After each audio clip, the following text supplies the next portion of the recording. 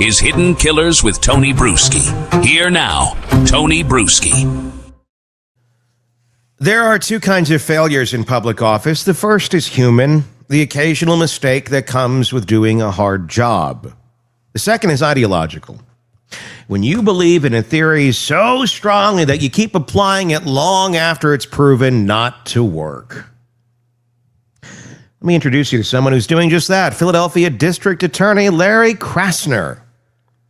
He's crossed that line more than once.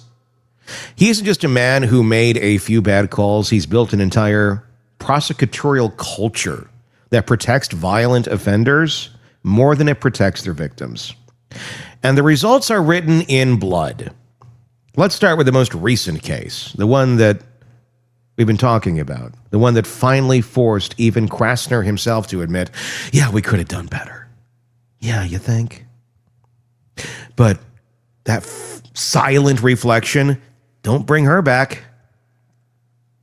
Because you know you could have done better before you did it. Those 5 words came after 23-year-old Kada Scott vanished from a nursing home shift earlier this month.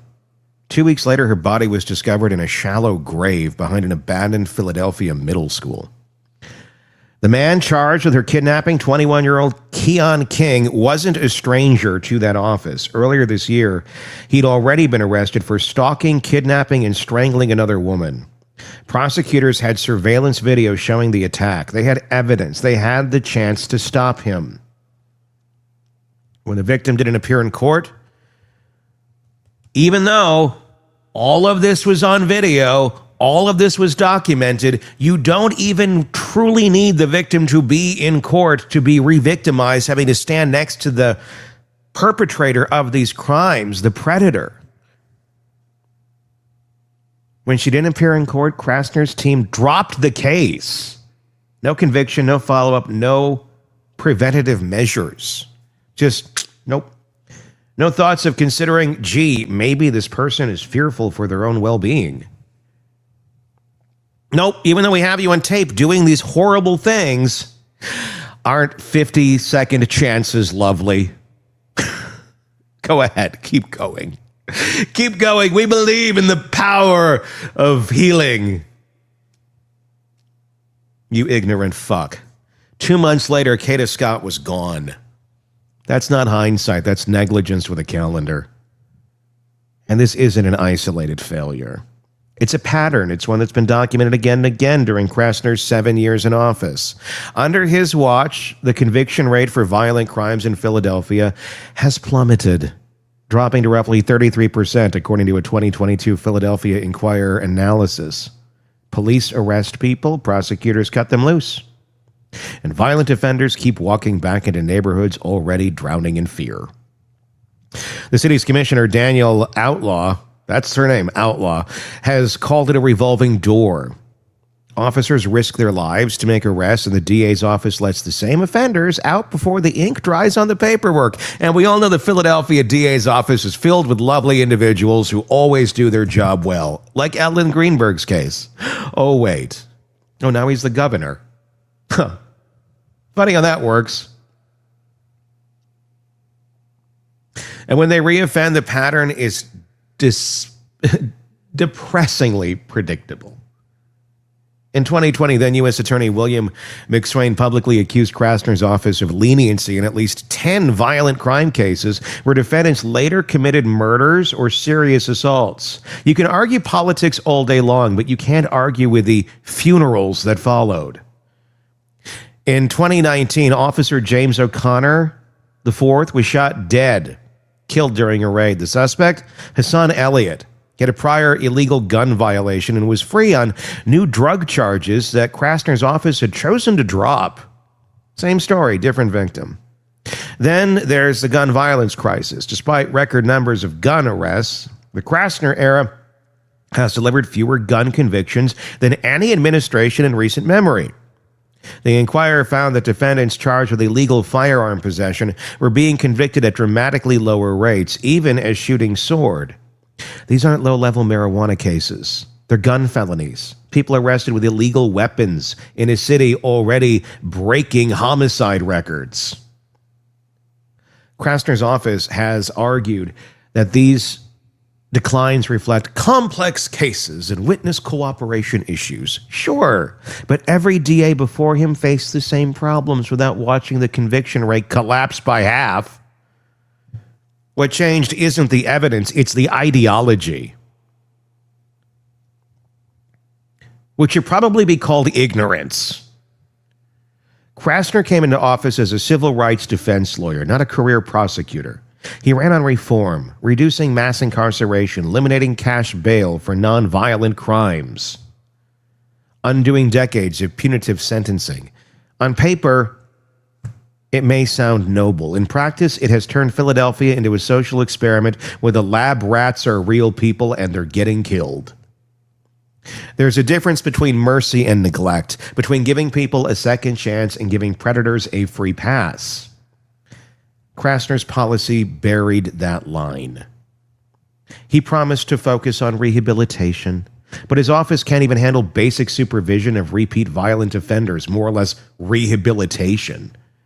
He promised to prioritize justice, but his prosecutors now drop nearly half of all felony cases, a figure reported by the Law Enforcement Legal Defense Fund. That's not progress. That's called paralysis, dipshit. And every time someone like Keon King slips through, the response is the same. Regret without reform. I'm glad you can say, we could have done better. That's more than most. Well, impressed about the earlier kidnapping case, Krasner admitted his office should have moved forward with the video evidence. Oh, you think. Translation, they had enough to prosecute. They just didn't. Even said keeping King behind bars could have made all the difference. Could have? It would have. This isn't about politics, it's about competence. And if you strip away the campaign slogans and activist talking points, you're left with a DA who talks like a defense lawyer, even when he's supposed to be protecting the public. Krasner's defenders love to say his critics are fear-mongering, but numbers don't lie. Philadelphia has endured record homicide counts in multiple years under his watch. And when your conviction rates for violent crime sinks to a third, you don't get to call that reform. You get to call that failure. And here's what makes it worse. Krasner's known it's a problem. He's acknowledged mistakes before, but words are all we ever get. No internal audit, no disciplinary action, no change in procedure, just another press conference and another soundbite about lessons learned. Meanwhile, the city keeps learning those lessons the hard way. It's time to stop pretending this is about political labels. This isn't progressive versus tough on crime. This is about a DA who forgot what his job actually is. The duty of a district attorney isn't to balance ideology, it's to enforce the law that protects the public. Period. And when an elected official keeps making decisions that let violent people back onto the streets over and over again, that is not reform, that's reckless indifference. Ask the families of Officer O'Connor or the loved ones of Kada Scott how much comfort they find in Krasner's theory of justice. Ask the neighborhoods where gunfire is a nightly soundtrack if they feel empowered by fewer convictions. Ask the police officers still risking their lives why they should keep arresting the same suspects when the DA's office keeps waving them through the revolving door. At some point, this stops being a criminal justice issue and becomes a moral one, a common sense one. Because if you know your policies are putting people in danger, if you can draw a straight line from dropped charges to dead victims, and you still do nothing to change it, you're not just failing at your job, you're complicit in the outcome. That's where Philadelphia is right now. And that's on Larry Krasner. Says we could have done better, but he hasn't. And people keep dying while he figures out how. Your thoughts in the comment section on YouTube. Search Hidden Killers with Tony Bruschi. You will find us there. You can also find us wherever you get podcasts. Do that same search, Hidden Killers with Tony Bruschi. We are going to stay on this case. We are going to keep exposing corruption in power. And if you want to help us, please do. hit subscribe, share this. More people need to know this is going on. And the only way to do that is by you sharing this. Because the algorithms, guess what? They're more about protecting the predators than they are about the people. They are. The algorithms out there, they don't like icky words. They don't like people exposing this sort of shit. They don't. So start sharing. And let's take the power back.